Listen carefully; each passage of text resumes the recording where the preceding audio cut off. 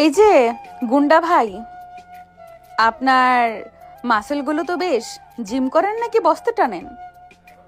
চুপচাপ থাকুন। আপনার থেকে 3 বছরের ছোট আমি, তাই ভাই ডাকার দরকার নেই। আর মনে রাখবেন, আমি আপনার কিডন্যাপার, জিম ইনস্ট্রাক্টর না। ও মা, বয়সে ছোট কি করে জানলেন? আপনার বান্ধবীদের সাথে যখন কথা বলতেন শুনেছি আপনার জন্মসাল। ও, তাহলে আমাকে ফলো করতেন? ফলো না করলে কিডন্যাপ করি? তা ফলোটা কই করতেন, আমার ভার্সিটি? না, সেখানে তো যাইনি। আপনার ভার্সিটি চিনি না, তবে রেস্টুরেন্টে বেশ কবার দেখেছি বান্ধবীদের সাথে। আর এই আপনি এত বকবক করেন কেন? কিডন্যাপ করেছি, আপনি ভয় পাবেন। আপনি তো আড্ডা জুড়ে দিছেন। বাবা, আপনাকে ভয় পাবার কি আছে? আপনার কি শিং আছে গুঁতো দিবেন, নাকি দাঁত আছে কামড় দেবেন? আর বয়সে ছোট তা কি হয়েছে? আপনি তো আমাকে বেশ কায়দা করে তুলে এনেছেন। তা নীল সাহেব, আপনার এই সিক্স প্যাক কি শুধুই দেখানোর জন্য, নাকি রশিটা একটু লুজ করতেও পারেন? একদম ফালতু কথা বলবেন না। এখন আপনার বাবাকে ফোন করব। মোটা অঙ্কের টাকা না দিলে আপনাকে এই বনেই মাটি দেব। আরে তাই তো, আমার ড্যাডি তো অনেক রিচ। তাড়াতাড়ি কল করুন, দেরি করছেন কেন? নীল অবাক হলো। কিডন্যাপ হয়ে কেউ এত খুশি হয়? নেন, নাম্বার বলুন। আমারটা দেবো? ইয়ার কি হচ্ছে? ফ্লার্টিং করেন আপনি আমার সাথে? সে কাঁপা কাঁপা হাতে অরুণীর বাবার নাম্বারে ডায়াল করলো। ওপাশে ফোন রিসিভ হতেই নীলের গলা শুকিয়ে কাঠ। হ্যালো, হ্যালো চৌধুরী সাহেব, আপনার মেয়ে আমার কবজায় 10 কোটি টাকা নিয়ে। কি? কে তুমি? আমার অন্যিমা কই? ওকে কি করছো তুমি? না তো, পটাচ্ছি। যাই হোক, নাম্বার লিখুন 01। আরে ড্যাডিকে বলুন 15 কোটি। 10 কোটিতে কি আজকাল কিছু হয়? আর বলুন ক্যাশ না, কোল্ড বিস্কিট দিতে। নীল ফোন কানে রেখে অরুণীর দিকে হাঁ করে তাকিয়ে রইলো। কই বলো? হ্যাঁ, ওই 10 কোটি না, 20 কোটি লাগবে। মানে কি? কি বলো এসব? যা বলছি তাই করেন, না হলে আপনার মেয়ে জীবিত থাকবে না। ঠিক আছে, ঠিকানা সেন্ড করো, তবে আমার মেয়ের যাতে কিছু না হয়। অরুণী আবার ইশারায় বলছে। বলো, পুলিশ ডাকলে একদম চাটনি বানিয়ে ফেলবো। ফোন রাখার পর নীলা কপাল মুছতে মুছতে বলল, আপনি আমাকে শিখিয়ে দিলেন কেন? আপনার কি মাথা খারাপ? আরে নীলু, আমার কতদিনের শখ ছিল কেউ আমারে এমন জঙ্গলে কিডন্যাপ করবে, মুক্তিপণ চাইবে, জাস্ট লাইক মুভি। তোমাকে অনেক ধন্যবাদ যে তুমি আমার উইশটা পূরণ করেছো। আজব তো, আমি এখানে জীবনের ঝুঁকি নিয়ে ক্রাইম করছি, আর উনি মুভি দেখছেন। ঘটনা বলি এবার, চলুন। বনের নির্জনতা চিরে ঝিঝি পোকার ডাক শোনা যাচ্ছে। শ্যাওলা ধরা এক পুরনো কুড়ে ঘরের ভেতর একটা টিমটিমে হারিকেন জ্বলছে। সেখানে চেয়ারের সাথে রশ্মি দিয়ে বাঁধা চৌধুরী ফিলার রাজকন্যা অরণি, আর তার সামনে দাঁড়িয়ে আছে 20 বছর বয়সী টকবকে যুবক নীল। পরনে ছেঁড়া জিন্স আর কালো শার্ট, চোখে মাস্তানি চাউনি। সে আসলে অরণিকে কিডন্যাপ করে এনেছে, কিন্তু নীল জানতো না সে যাকে কিডন্যাপ করেছে সে আসলে একটা চলন্ত অ্যাটম বোম। খুব খিদে পেয়েছে নীলু, আমার জন্য একটা চিজ বার্গার আর কোক নিয়ে এসো তো। বার্গার? এই ঘন জঙ্গলে কি হোম ডেলিভারি চলে? এখানে লতাপাতা আর বুনো ফল আছে, খাবেন? ছি, আমি কি গরু ছাগল? যাও বার্গার আনো বলছি। নীল মেজাজ হারিয়ে রশিটা খুলে দিল। নেন, হাত খুললাম। মনে হচ্ছে না আপনি পালাবেন। আমায় বার্গার খুঁজতে হবে। কি, পালাবেন না তো? আরে না, তোমার মতো হ্যান্ডসাম কিডন্যাপার পেলে আমি কি পালাতে পারি? বিশ্বাস করো। নীল পাশের ঘর থেকে নিজের জন্য আনা শুকনো রুটি আর ডাল নিয়ে এলো। এই নিন, খান, এটাই জুটবে এখন। এই ছাইপাশ আমি খাবো? ও মাই গড, আমার পেটে তো আলসার হয়ে যাবে। ওরে আমার বড় লোক রে, নবাবের বেটি, খান বলছি, না হলে না খেয়েই মরবেন। এই না বললে বার্গার আনবে। বলছি, পরে ভাবলাম কই পাবো না। নীলের ধমক শুনে অরুণী ঠোঁট উল্টে ছোট বাচ্চার মতো ভ্যা করে কেঁদে দিল। নীল আকাশ থেকে পড়ল। আরে থামেন থামেন, মহা মুসিবত তো। আপনি কাঁদছেন কেন? তুমি আমাকে ধমক দিলে কেন? মাস্তানি দেখাচ্ছ? আমি ড্যাডিকে বলে দিব। আচ্ছা বাবা, ভুল হয়েছে, কান ধরছি। এখন থামেন, আমি দেখছি আশেপাশে কোনো দোকান টোকান পাওয়া যায় কিনা বা বার্গার পাওয়া যায় কিনা। আপনি খবরদার এই ঘর থেকে বের হবেন না। আচ্ছা, বের হব না। নীল ঘর থেকে বের হতেই অরুণী চোখের জল মুছে একটা শয়তানি হাসি দিল। সে চুপি চুপি পেছনের জানালা দিয়ে লাফিয়ে বাইরে বেরিয়ে পড়ল। অন্ধকারে দিক বিদিক না দেখেই সে দৌড়তে শুরু করলো। এদিকে নীল অনেক খুঁজে বেশ দূরে একটা দোকান পেল। ও কাকু, দুটো বার্গার দাও তো। বসেন বাবু। দোকানে দুটি বার্গার প্যাকেট করে। নীল অবাক হয়ে যায়। কিন্তু এইখানে বার্গারের দোকান আসলো কই থেকে কাকু? জঙ্গলেও বার্গার পাওয়া যায়? ওই আপনাদের মতো 2-4 জন আসে বাবু, তাদের জন্য। কাকু দাঁত বের করে হাসি দেয়। নীল বুঝেছে লোকটাকে বুঝিয়েছে, তাই কথা না বাড়িয়ে বসে থাকে। কাকু বার্গারের প্যাকেট হাতে দিলে নীল উঠে দাঁড়ায়, তারপর হাঁটতে থাকে। হঠাৎ সামনে নীলের সাথে ধাক্কা লাগে কারো। নীল হাতে একটা প্যাকেট নিয়ে ফিরছিল তখন সামনে তাকিয়ে নীল চমকে ওঠে। ইস, ধরা পড়ে গেলাম। নীল দেখে এ তো অরুণী। সে পালাচ্ছে। নীলের চোখ কপালে। ওরে শয়তান মেয়ে, আপনি না বললেন পালাবেন না? এত বড় হিম্মত! অরুণী কথা না বলে উঠে দৌড় লাগায়। নীল তাকে ধরার জন্য দৌড় দিল। অরুণীও শাড়ির সামলে দৌড়তে দৌড়তে ঝোপের আড়ালে লুকিয়ে পড়ার চেষ্টা করলো। এক পর্যায়ে নীল তাকে জাপটে ধরে ফেললো। অরুণী নীলের বুকে দুমদাম কিলঘুষি মারতে শুরু করলো। ছাড়ো আমায়, পিচ্চি গুন্ডা কোথাকার। ধস্তাধস্তির মাঝে নীল পা পিছলে পড়ে গেল, আর অরুণীও ছিটকে গিয়ে একটা কাঁটা ঝোপের ওপর পড়লো। ও মা গো, মরে গেলাম। অরুণী তার পায়ে একটা বড় কাঁটা বিঁধিয়ে ফেলেছে। সে বাচ্চাদের মতো চিৎকার করে কাঁদতে লাগলো। নীল উঠে এসে তাকে এক ঝটকায় কোলে তুলে নিল। এত চেঁচাবেন না তো, জঙ্গল মাথায় তুললেন একদম। নীল তাকে কোলে করে কুঁড়ে ঘরে নিয়ে এলো। বিছানায় বসিয়ে সে অরুণীর পা নিজের কোলের ওপর রাখলো। কাঁটাটা বের করার জন্য হাত দিতেই অরুণী আবার চিৎকার শুরু করলো। আরে চুপ করেন, আপনার মতো সিনিয়র মেয়ে এমন বাচ্চাদের মতো কাঁদে কেন? তখন তো খুব ডার্ট দেখাচ্ছিলেন।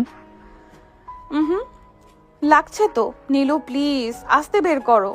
নীল খুব সাবধানে কাঁটাটা বের করে ফেললো। অরুণী অবাক চোখে নীলের দিকে তাকিয়ে রইল। এই দুর্ধর্ষ গুন্ডা ছেলেটার ভেতর এত মায়া লুকিয়ে আছে। নীল নিজের শার্টের হাতা ছিঁড়ে অরুণীর পায়ে ব্যান্ডেজ করে দিল। আপনি যদি না পালাতেন তবে কি এই অবস্থা হতো? কি বলেছিল পালাতে? আমি তো জাস্ট চেক করছিলাম তুমি আমাকে কতটা ভালোবাসো। আই মিন কতটা সিরিয়াসলি কিডন্যাপ করেছো। একটু যদি অ্যাডভেঞ্চার না থাকে চলে। নীল দীর্ঘশ্বাস ফেলে অরুণীর দিকে বার্গারের প্যাকেটটা এগিয়ে দিল। কে বলেছিল পালাতে? নিন, অনেক কষ্টে মাইলখানেক হেঁটে এই ঠান্ডা বার্গারটা জোগাড় করেছি। এবার খেয়ে শান্ত হন রাজকুমারী। অরুণী হাসি মুখে বার্গারে কামড় দিল। অন্ধকার ঘরটা তখন দুই অসমবয়সী মানুষের খুনসুটি আর এক অদ্ভুত ভালো লাগায় ভরে উঠল। নীলের মনে হলো এই কিডন্যাপটা তার জীবনের সবচেয়ে মধুর ভুল হতে চলেছে। কোড়ে ঘরের ভেতর তেলের হারিকেনটা মৃদু আলো ছড়াচ্ছে। নীল অরুণীর ব্যান্ডেজ করা পায়ের দিকে তাকিয়ে একটা গভীর দীর্ঘশ্বাস ফেলল। তার কিডন্যাপ করার মিশনটা যে এভাবে হাসির খোরাক হবে সে স্বপ্নেও ভাবেনি। অরুণী বার্গারে একটা কামড় দিয়ে মুখটা এমন করলো যেন সে বিষ খাচ্ছে। নীলু, এই বার্গারের প্যাটি তো মনে হচ্ছে জুতার সোলের চেয়েও শক্ত। আর চিজ কই? চিজের বদলে কি এখানে ডালডা দিয়েছে? শুনুন ম্যাডাম, এই জঙ্গলের ধারে যে দোকানে এই বার্গারটা পাওয়া গেছে সেখানে চিজের বদলে যে সাবান দেয়নি, এটাই আপনার ভাগ্য। আর দয়া করে আমাকে নীলু ডাকবেন না। আমি কি আপনার পোষা বিড়াল? বিড়াল হলে তো ভালোই হতো, কোলে নিয়ে বসে থাকতাম। তা নীল সাহেব, আপনার এই কিডন্যাপ করার আইডিয়াটা কার? মুভি দেখে ইন্সপায়ার্ড হয়েছেন নাকি ইন্টারনেটে how to be a failed kidnapper লিখে সার্চ দিয়েছিলেন? আপনি বড্ড বেশি কথা বলেন। আমি গরিব হতে পারি কিন্তু আমার একটা ইজ্জত আছে। আপনাকে কিডন্যাপ করেছি টাকা আদায়ের জন্য, আপনার লেকচার শোনার জন্য নয়। ইজ্জত? এই ছেঁড়া শার্ট আর জঙ্গলি বেশে ইজ্জত খুঁজছেন? তার চেয়ে বরং আমার পার্সোনাল মেকানিক হয়ে যান। ড্যাডি আপনাকে এর চেয়ে বেশি বেতন দিবে। চুপ, একদম চুপ। আর একটা কথা বললে আপনার মুখে ওই শক্ত বার্গারটা স্কচ টেপ দিয়ে আটকে দেব। নীল রাগে গজগজ করতে করতে কুড়ে ঘরের বাইরে গিয়ে বসলো। অরুণী মুচকি হেসে বার্গারের বাকি অংশটুকু সাবার করলো। তার কেন যেন এই পিচ্ছি গুন্ডাটাকে পচাতে খুব মজা লাগছে। রাত যত গভীর হচ্ছে জঙ্গলের ঠান্ডা তত বাড়ছে। কুড়ে ঘরের ভাঙা জানালা দিয়ে হিমশীতল হাওয়া ভেতরে ঢুকছে। নীল বাইরে আগুনের কুণ্ডুলি জ্বালিয়ে বসেছিল, কিন্তু শীতের তীব্রতায় সে ভেতরে আসতে বাধ্য হলো। এসে দেখলো অরুণী মেঝেতে পড়ে থাকা একটা পাতলা কাঁথার ওপর গুটিসুটি মেরে শুয়ে আছে। তার সারা শরীর কাঁপছে। নীল ভাবলো মেয়েটা আবার কোনো নাটক করছে না তো। এই যে ম্যাডাম, এখন আবার কিসের অভিনয়? মেঝেতে শুয়ে কি ফিটনেস টেস্ট করছেন? অরুণী কোনো উত্তর দিল না। নীল একটু কাছে গিয়ে দেখলো অরুণীর নিঃশ্বাস খুব দ্রুত চলছে। সে কপালে হাত দিতেই চমকে উঠল, শরীর আগুনের মতো পড়ছে। সর্বনাশ, আপনার তো ধুম জ্বর।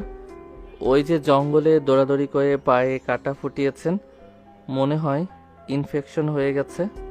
নীল একটা গামছা ভিজিয়ে অরুণীর জলপট্টি দিতে শুরু করলো। অরুণী জ্বরের ঘুরে বিড়বিড় করছে। নীল যখন তার কপাল মুছিয়ে দিচ্ছিল, হঠাৎ অরুণী তার দুহাত দিয়ে নীলের হাতটা শক্ত করে জাপটে ধরলো। ঠান্ডা, খুব ঠান্ডা লাগছে, প্লিজ আমাকে ছেড়ে যেও না। নীল অপ্রস্তুত হয়ে পড়লো। আরে ছাড়ুন, আমি তো জলপট্টি দিচ্ছি। আপনি তো দেখছি জ্বরের ঘোরে আমাকে বালিশ ভেবে বসে আছেন। কিন্তু অরুণী তাকে ছাড়লো না, উল্টে নীলকে নিজের গায়ের কাছে টেনে নিল। অরুণীর গায়ের সেই তপ্ত উত্তাপ নীলের শরীরে এক অদ্ভুত কম্পন সৃষ্টি করলো। নীল চেয়েও নিজেকে সরাতে পারছিল না। জ্বরের ঘোরে থাকা অরুণী এখন সম্পূর্ণ অবুঝ। সে নীলকে জড়িয়ে ধরে তার বুকের ভেতর মুখ লুকালো। নীলের পৌরুষার অরুণীর নারীত্বের ঘ্রাণ সেই নিস্তব্ধ ঘরে এক মায়াবী পরিবেশ তৈরি করলো। নীল অনুভব করলো অরুণীর উষ্ণ নিঃশ্বাস তার গলায় আছড়ে পড়ছে। ঘোরেই বিড়বিড় করে বলল, নীল, কেন আমাকে এত কষ্ট দাও? তার কণ্ঠস্বরে এক করুণ আরতি ছিল। নীল বোকা বনে গেল। জ্বরের ঘোরে মেয়েটা কি বকছে।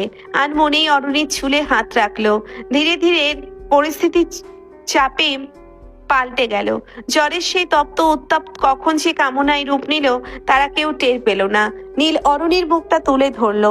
হারিকেনের নিভু নিভু আলোয় অরুণীর ঠোঁট দুটো কামরাঙা ফলের মতো লাল হয়ে আছে। নীল নিজের নিয়ন্ত্রণ হারালো। সে অরুণীর ওষ্ঠে নিজের ওষ্ঠ ডুবিয়ে দিল। অরুণীও ঘোরের মাঝেই সাড়া দিতে লাগলো। দুজনের শরীরের ঘর্ষণ আর তপ্ত নিঃশ্বাস সেই শীতল কুড়ে ঘরকে এক উষ্ণ অগ্নিকুণ্ডে পরিণত করলো। নীলের হাত অরুণীর জামার বোতামগুলো আলগা করতে শুরু করলো। শরীরের প্রতিটি ভাঁজে নীলের আঙ্গুলের ছোঁয়া অরুণীর জ্বরের ঘোরের তৃষ্ণাকে আরো বাড়িয়ে দিচ্ছিল। নীল খুব সন্তর পরে অরুণীর নমনীয় শরীরকে নিজের করে নিতে শুরু করলো। তাদের মিলন ছিল অনেকটা ঝড়ের মতো, তীব্র, আদিম এবং অনিবার্য।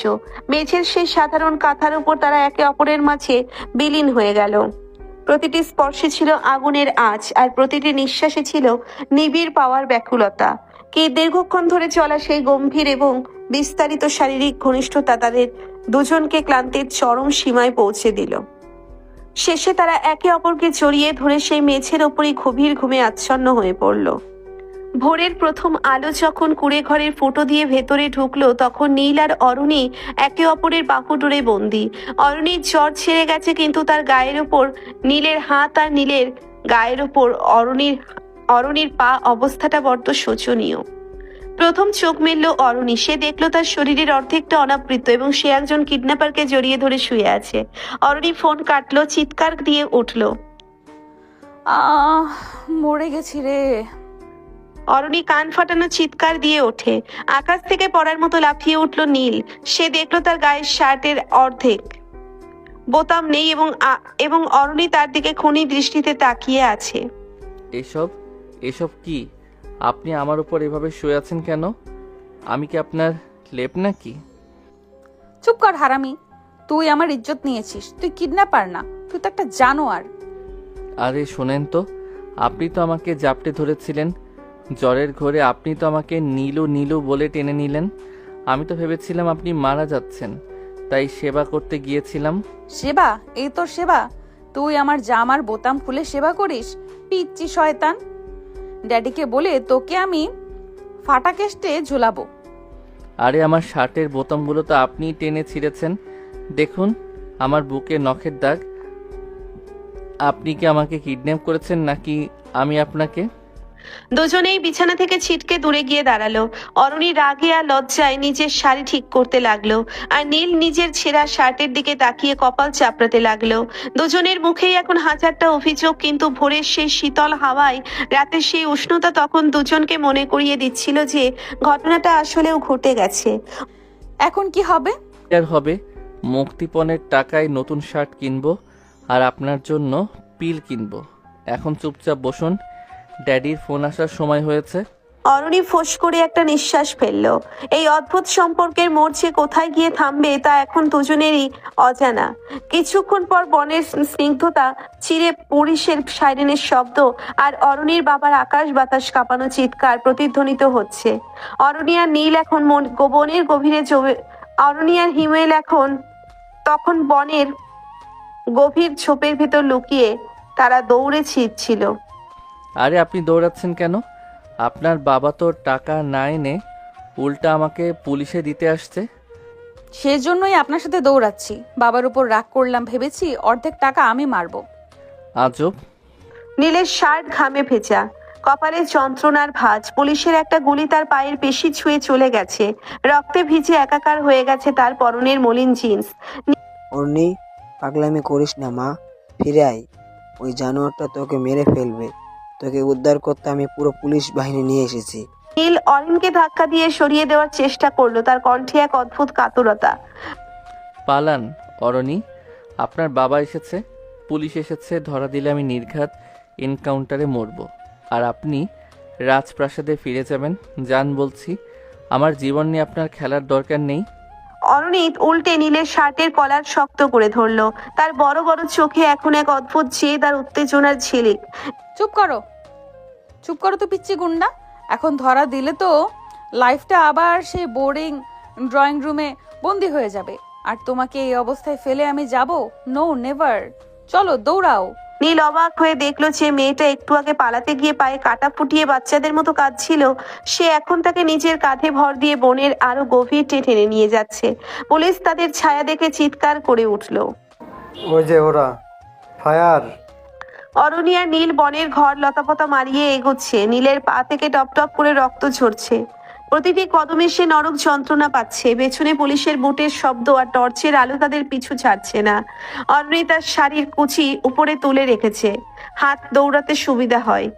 ড্যাডি ভাবছে আমি খুব বিপদে আছি, কিন্তু ও জানে না ওর মেয়ে এখন হলিউড মুভির হিরোইন সাজতে ব্যস্ত।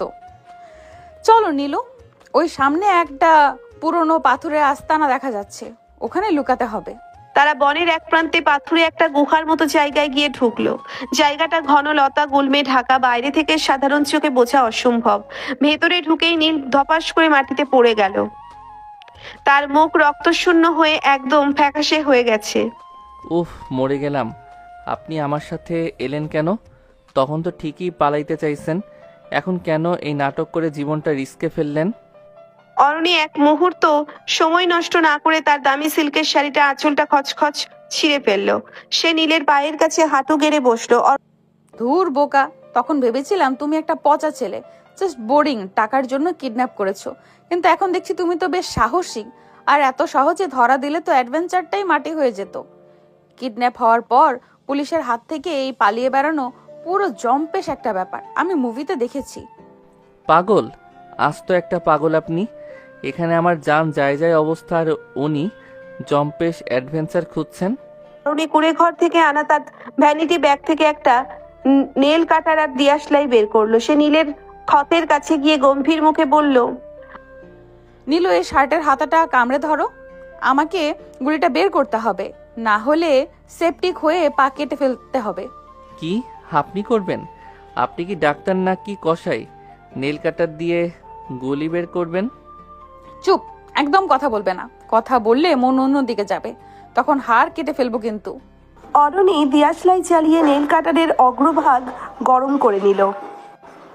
তারপর যেই না সে নীলের ক্ষতের গভীরে ওটা ঢোকালো, নীল গগন বিদারী চিৎকার দিয়ে উঠল।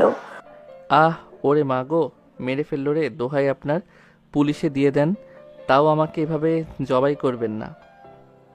আরে থামো, বাচ্চাদের মতো ভ্যা ভ্যা করো না। এই তো দেখা যাচ্ছে, এই যে বেরিয়ে গেছে। অরণি সত্যি সত্যি ক্ষতের ভেতর থেকে সীসার দানাটা বের করে আনলো। রক্ত ফিনকি দিয়ে ছুটছে। সে নিজের দামি সিল্কের আঁচল দিয়ে ঘষে নীলের পা ব্যান্ডেজ করে নিল। নীল তখন দরদর করে ঘামছে আর বড় বড় নিঃশ্বাস নিচ্ছে। অরণি তার কপালে জমে থাকা ঘাম নিজের হাত দিয়ে আলতো করে মুছে দিয়ে বলল, এখন কেমন লাগছে বাবু? ব্যথা একটু কমেছে? খবরদার বাবু ডাকবেন না। আমি আপনার কিডন্যাপার, আপনার বয়ফ্রেন্ড না। হ্যাঁ হ্যাঁ, খুব তো বড় কিডন্যাপার। গুলি খেয়ে তো আমার কোলে মাথা রেখে ভ্যা ভ্যা করে কাঁদলে। রাত বাড়ার সাথে সাথে বনের ভিতর হাড় কাঁপানো শীত নামতে শুরু করলো। নীলের শরীর গুলির বিষ আর ঠান্ডার ধাক্কায় কাঁপতে শুরু করলো। কিছুক্ষণের মধ্যেই তার শরীরে ধুম জ্বর চলে এলো। সে জ্বরের ঘোরে কাঁপতে কাঁপতে অরুণীকে আষ্টে পৃষ্ঠে জড়িয়ে ধরলো। অরুণী তাকে উষ্ণতা দেওয়ার জন্য আরো কাছে টেনে নিল। নীলু, তোমার গা তো আগুনের মতো পুড়ছে, আমাকে আরো শক্ত করে ধরো। নীল জ্বরের ঘোরে বিড়বিড় করে, ঠান্ডা, অরণি প্লিজ আমাকে ছেড়ে যেও না, অন্ধকার ভয় লাগে। অরুণী দেখলো নীল তাকে পাগলের মতো চাপটে ধরেছে। নীলের শরীরের সেই তপ্ত নিঃশ্বাস অরুণীর ঘাড়ের কাছে আছড়ে পড়ছে। বনের সেই অন্ধকার আস্তানায় পাথরের মেঝেতে তাদের দুজনের শরীরের স্পর্শ এক অন্যরকম মায়ার সৃষ্টি করলো। অরুণীর ভেতরেও এক নাম না জানা শিহরণ শুরু হলো। সে নীলের মুখটা নিজের দুই হাতের আঁচলায় তুলে নিল। নীল জ্বরের ঘোরের তৃষ্ণায় অরুণীর ঠোঁটে নিজের ঠোঁট ছোঁয়ালো। অরুণী এবার আর নিজেকে নিয়ন্ত্রণ করতে পারল না। সে নীলের বলিষ্ঠ উত্তপ্ত শরীরে নিজের নমনীয়তা সঁপে দিল। বনের সেই নিস্তব্ধ অন্ধকার গুহায় তাদের আদিম আকাঙ্ক্ষা ডানা মেলল। নীল জ্বরের উত্তেজনায় অরুণীর শাড়ির আঁচল সরিয়ে তার কাঁধে নিজের ঠোঁট ডুবিয়ে নিল। প্রতিটি স্পর্শে ছিল আগুনের আঁচ। অরুণী নীলের চুলের ভেতর আঙ্গুল চালিয়ে তাকে আরো নিবিড়ভাবে নিজের সাথে মিশিয়ে নিল। নীল তার পায়ের অসহ্য যন্ত্রণা ভুলে গিয়ে অরুণীর নারীত্বের নেশায় বুঁদ হয়ে গেল।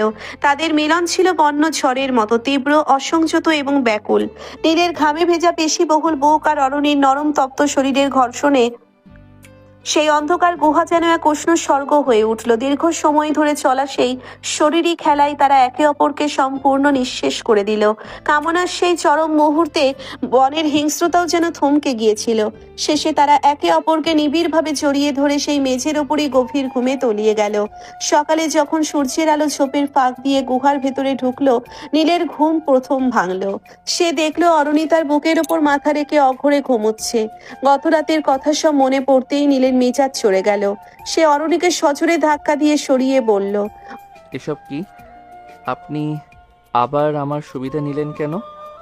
আপনি কি মানুষ নাকি সুযোগ সন্ধানী ডাইনি? অরুণী চোখ ডলতে ডলতে বিরক্ত হয়ে উঠে বসলো। নীলের এমন কথা শুনে আর রাগে তরতর করে সপ্তম আসমানে উঠে গেল। সুবিধা নিলাম মানে? তুমি তো আমাকে জ্বরের ঘোরে জাপটে ধরে আদর করছিলে। আমি তো তোমার সেবা করতে গিয়ে নিজের সব হারিয়েছি, আর এখন আমাকে দোষ দিচ্ছ? সেবা? এই আপনার সেবা? জামা কাপড় খুলে মানুষের ইজ্জত নিয়ে নেওয়া কি সেবা? আপনি বড়লোকের বকে যাওয়া মেয়ে, চরিত্র বলে তো আপনাদের কিছু নেই। আপনি তো স্রেফ মজার জন্য আমার সাথে এসব করেছেন। চরিত্রের কথা তুমি একদম বলবে না।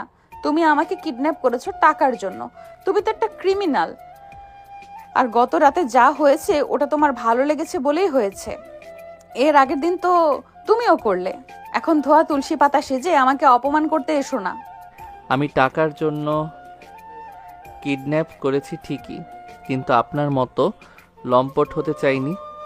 আপনার সাথে পালানোই আমার জীবনের বড় ভুল। এখন বের হন এখান থেকে, আমি একাই পালাবো। যাও, দেখি কেমন পারো। গুলি খাওয়া পা নিয়ে এক পা নড়তেই তো বুঝবে মজা। আমার সাহায্য ছাড়া তুমি বনের 1 ইঞ্চিও পার হতে পারবে না। দুজনেই রাগে দুই দিকে মুখ ঘুরিয়ে বসে রইল। একদিকে পুলিশ বন ঘিরে ফেলেছে, অন্যদিকে গুহার মাঝে এই দুই পলাতক যুগলের ঝগড়া তুঙ্গে। অরুণী মনে মনে ভাবলো, আর এই অসভ্য ছেলেটাকে নিয়ে কি যে করি। মায়া দেখিয়েছেই বড় ভুল করেছি। নীল ভাবছিল, এই মেয়েটা কিডন্যাপার না, ও তো আমার মান সম্মান আর জীবনের জন্য বড় আজরাইল। গুহার ভেতর ঝগড়াটা তখন বিশ্বযুদ্ধের রূপ নিয়েছে। অরুণী তার শাড়ির আঁচলটা ঠিক করতে করতে নীলকে অভিশাপ দিচ্ছে, আর নীল তার ব্যান্ডেজ করা পা নিয়ে খুঁড়িয়ে খুঁড়িয়ে গুহার দেওয়ালে লাথি মারার চেষ্টা করছে। ঠিক সেই মুহূর্তেই ঝোপঝাড় ছিঁড়ে একদল মানুষ চিৎকার করতে করতে বেরিয়ে এলো। তাদের হাতে বর্ষা, গায়ে ছাল বাকল আর মাথায় অদ্ভুত সব পালক। তারা কোনো পুলিশ নয়, তারা এই বনেরই এক আদিম উপজাতি গোষ্ঠী। নীল আর অরুণী ভয়ে একে অপরকে জড়িয়ে ধরলো।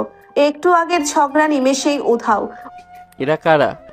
আপনার ড্যাডি কি এখন অ্যামাজন থেকে লোক হায়ার করেছে আমাকে ধরার জন্য? চুপ করো, এরা তো অরিজিনালি জঙ্গলি। দেখো ওদের হাতে বড় বড় বর্ষা। উপজাতিদের সর্দার এগিয়ে এলো, বিশাল তার চেহারা। সে নীল আর অরুণীকে দেখে তার ভাষায় কি যেন একটা ঘোষণা করলো। সাথে সাথে একদল জঙ্গলি এসে নীলকে চ্যাংদোলা করে তুলে নিল। আরে ছাড়ো, আমাকে কোথায় নিচ্ছ? আমি কিডন্যাপার, আমি তোমাদের কলিগ। আরে ছাড়ো বলছি। অরুণীকেও তারা সম্মানের সাথে ধরে নিয়ে গেল তাদের গ্রামে। সেখানে গিয়ে নীলকে একটা বাঁশের খুঁটির সাথে বেঁধে রাখা হলো। কিছুক্ষণ পর এক বৃদ্ধা এসে নীলের শার্ট ছিঁড়ে ফেলে তাকে একটা রঙিন ধুতি পরিয়ে দিল, আর গলায় মস্ত বড় এক হাড়ের মালা। অরুণী দূর থেকে দেখে হাসিতে ফেটে পড়ল। ও মাই গড নীলু, তোমাকে তো একদম টারজান লাগছে। এখন একটা চিৎকার দাও তো দেখি। হাসবেন না অরণি, এরা আমাকে হাড়ি পাতা দিয়ে সেদ্ধ করে খেয়ে ফেলবে।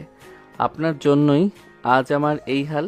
কিন্তু আসল নাটক শুরু হলো তখন, যখন সর্দার এসে ঘোষণা করলো যে তাদের গোত্রের নিয়ম অনুযায়ী কোনো কপতি যদি বনের পবিত্র গুহায় এক রাত কাটায় তবে তাদের বিয়ে দিয়ে দেওয়া অনিবার্য, না হলে বনদেবতা রুষ্ট হবেন। বনের মাঝখানে বিশাল আগুন চালানো হয়েছে, ঢোল বাজছে দুমদুম দাদুম।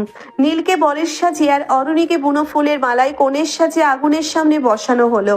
সর্দার অদ্ভুত মন্ত্র পড়ছে। প্রথমে মজা হিসেবে নিলেও তারা দুজনেই তখন হতভম্ব।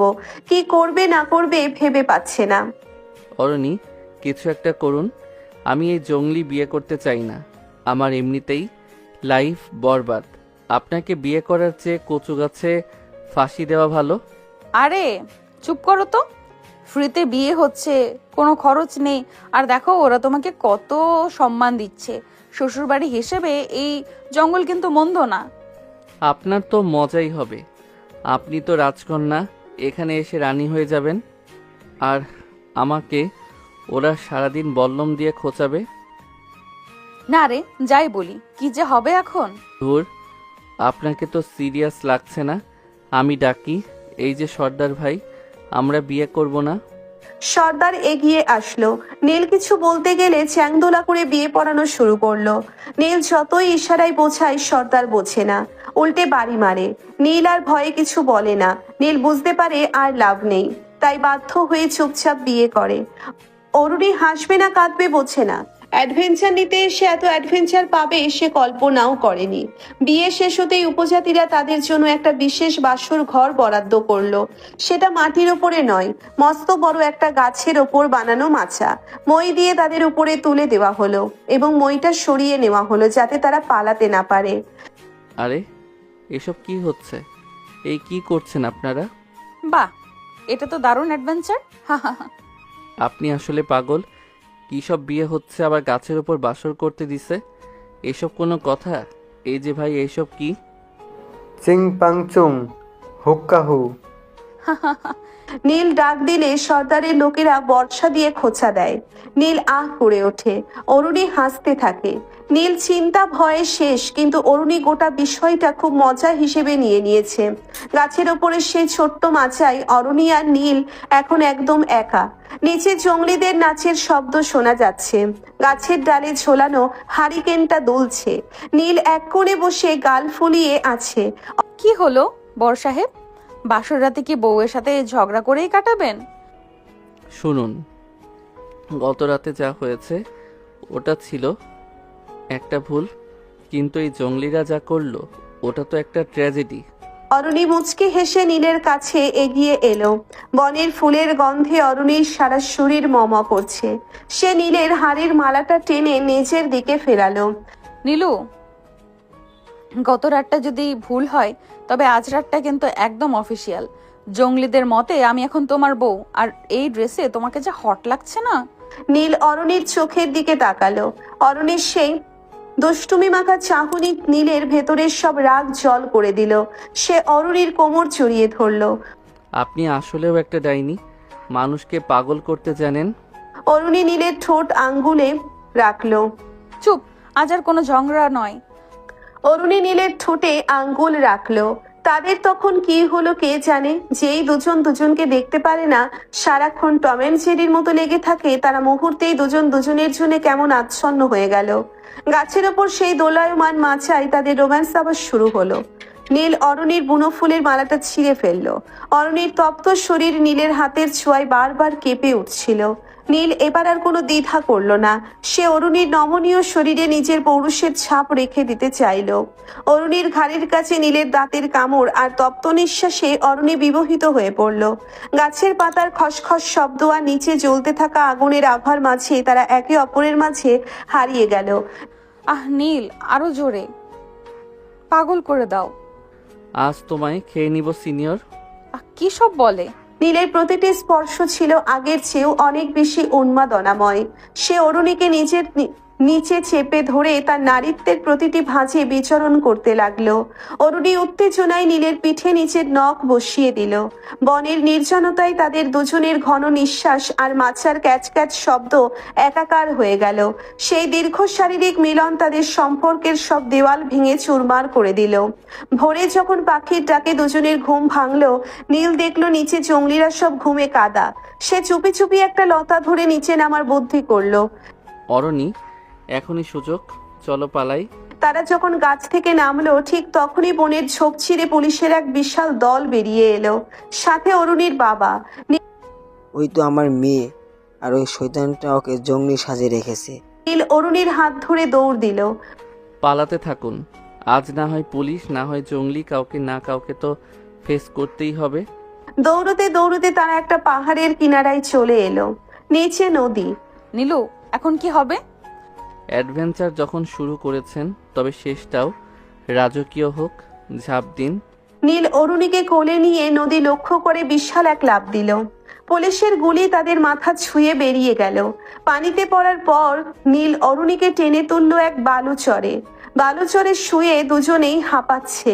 অরুণীর বুনো সাজ এখন পানিতে ভেজা, আর নীলের হাড়ের মালাটা মাঝখান থেকে ভেঙে গেছে। অরুণী হেসে কুটি কুটি হয়ে যায়। নীলু, আমাদের বিয়েটা কিন্তু দারুণ ছিল। চুপ করুন। গত রাতের পর থেকে যে আপনি আমার অফিসিয়াল বউ, এখন ড্যাডির কাছে গিয়ে কি বলবেন? বলবো তোমার কিডন্যাপার ফেল করেছে, কিন্তু তোমার জামাই পাশ করে গেছে। এরপর তারা রাস্তায় গিয়ে একটা বাসে উঠলো।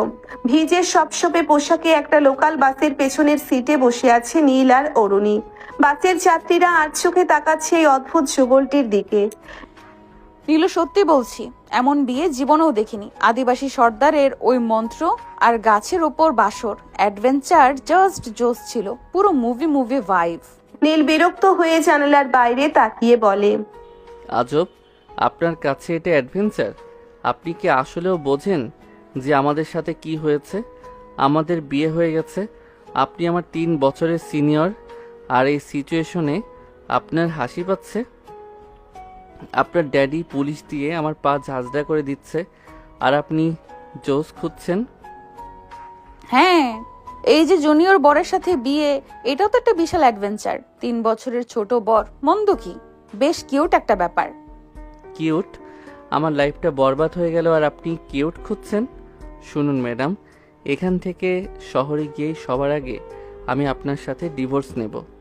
আপনার মতো পাগলি মেয়ের সাথে থাকা মানে নিজের গলায় নিজে ফাঁসি দেওয়া। এই বিয়ে কেউ মানবে না। তোমার সাথে থাকার আমারও বড্ড শখ, তাই না? তবে যা হয়েছে সেটা এনজয় করছি। তুমি বড্ড বেরসিক নীল, সারাক্ষণ শুধু ডিভোর্স করো কেন? আজব, আপনি তো লাইফটাকে বড্ড হেয়ালি বানিয়েছেন। বড় লোকের বেটি তো, টাকা আছে, যা ইচ্ছা তাই করছেন। এই বিয়েটা সমাজের কাছে একটা প্রহসন। আমরা কালই সব শেষ করে দেব। শহরে পৌঁছে অরুণীর বাড়ির কাছাকাছি এসে নীল নামলো। অরুণীর বাবা বিশাল গাড়ি নিয়ে তাকে নিতে এসেছেন। নীল ঝোপের আড়ালে দাঁড়িয়ে রইল যাতে কেউ তাকে না দেখে। শুনুন অরণি, এখন থেকে আমরা আলাদা। আপনি আমার প্রাসাদে যান, আপনি আপনার প্রাসাদে যান। আমি আমার মেসে এই কয়েকদিনের ঘটনা একটা দুঃস্বপ্ন ভেবে ভুলে যাবেন। কলেজে বা বাইরে কেউ যেন না জানে আমাদের মাঝে কি হয়েছে, বিশেষ করে ওই বিয়ে আর বাসরের কথা। আচ্ছা বাবা, দেব ডিভোর্স। আমারও বড্ড দায় পড়েছে তোমার মতো বোরিং জুনিয়রকে নিয়ে ঘর করার।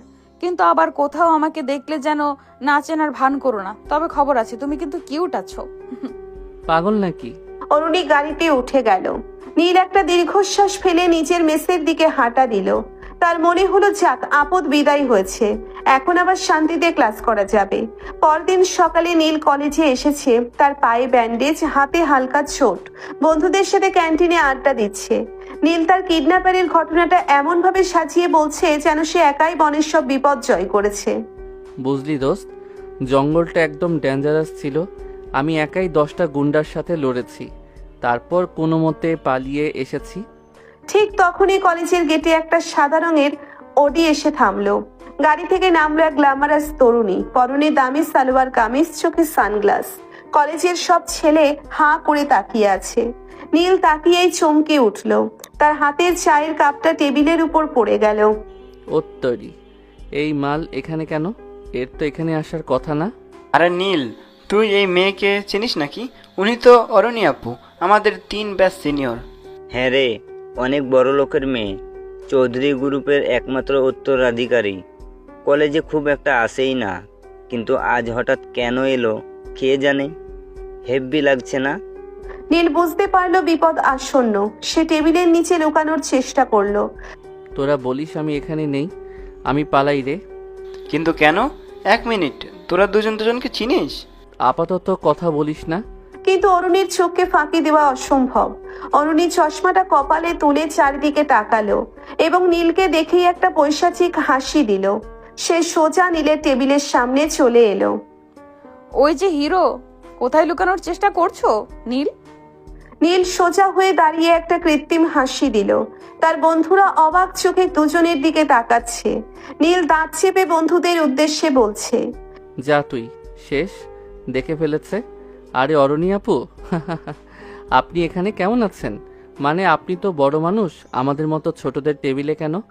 ওফ, কি বলি, এই কলেজে কেন আপনি? আরে নীলু, তুমি তো ফর্মাল হয়ে গেলে কবে থেকে? জঙ্গল থেকে ফেরার পর কি আমাকে ভুলে গেছো? ও মা, পা দেখি ব্যান্ডেজ করা, খুব লেগেছে বুঝি? আর এখানে তো আমি পড়ি, কিন্তু তুমি এখানে? নীল মনে মনে বিড়বিড় করলো। ভুলবো কি করে?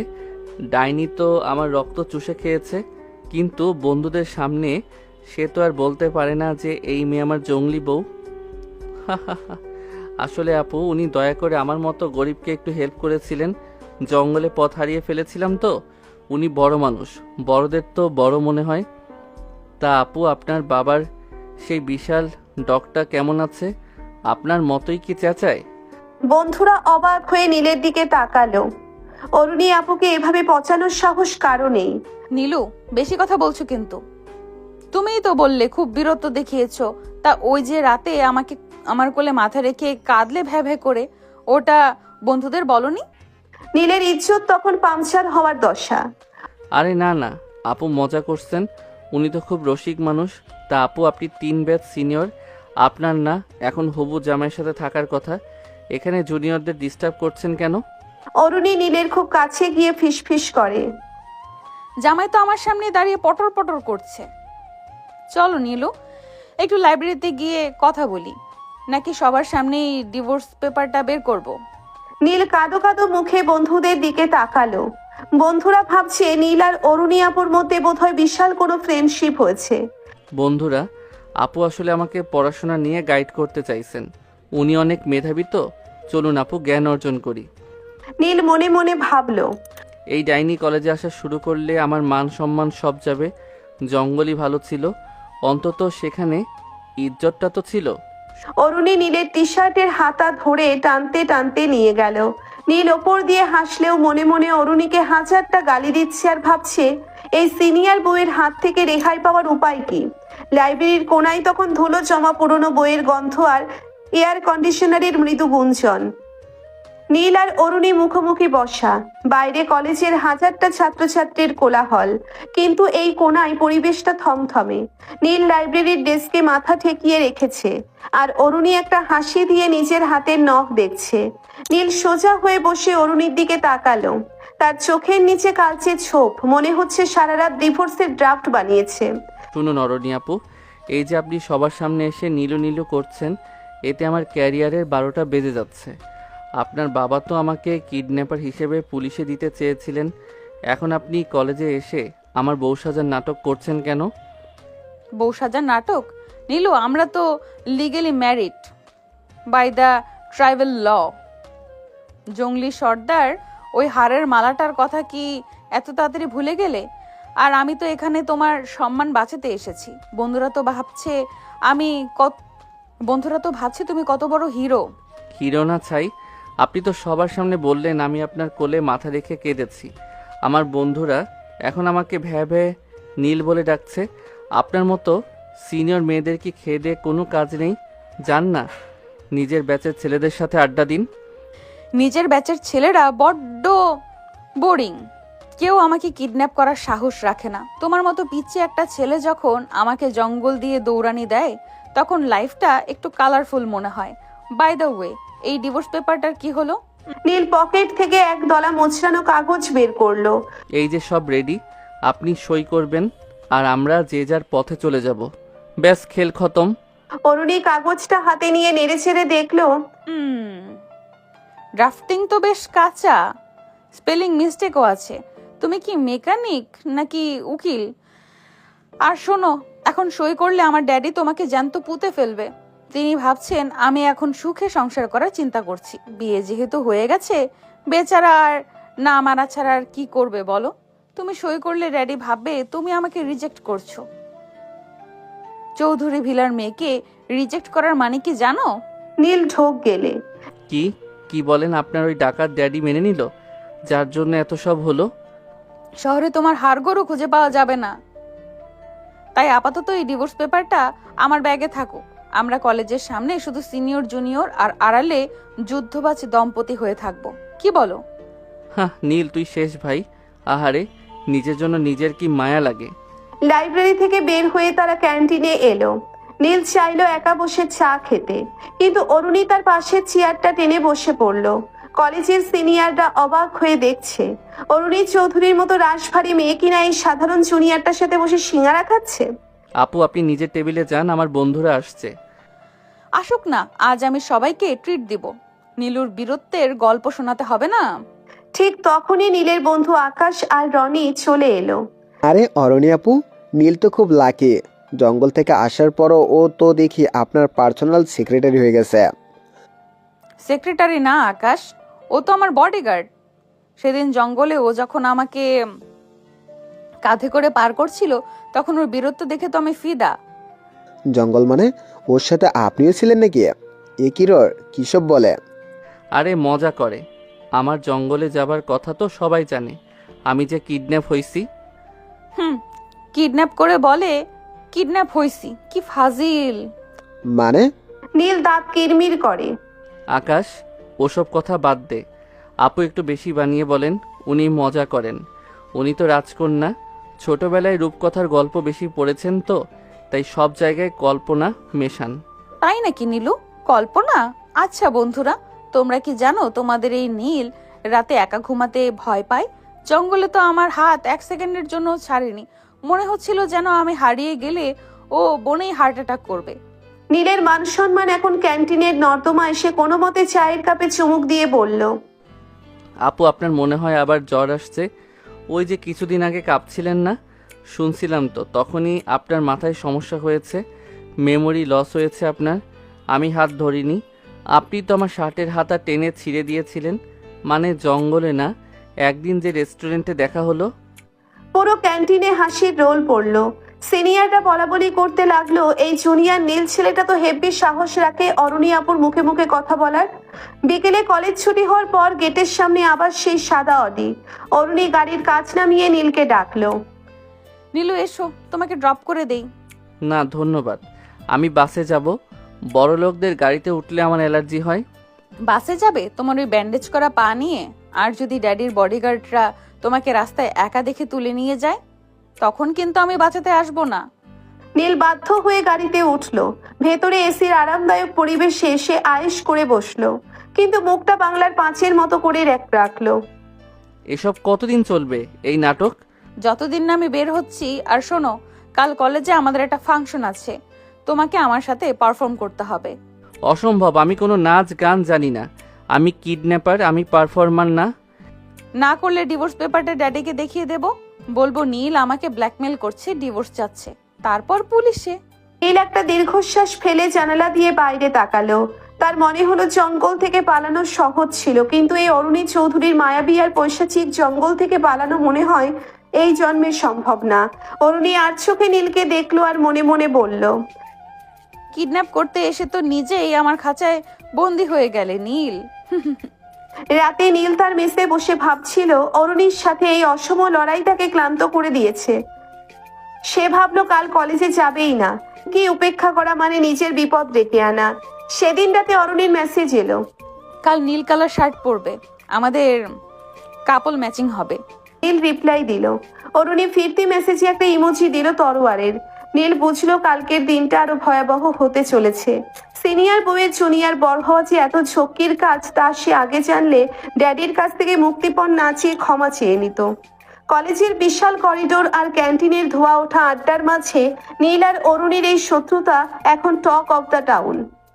কেউ জানে না বনের সেই আদিম বিয়ের কথা।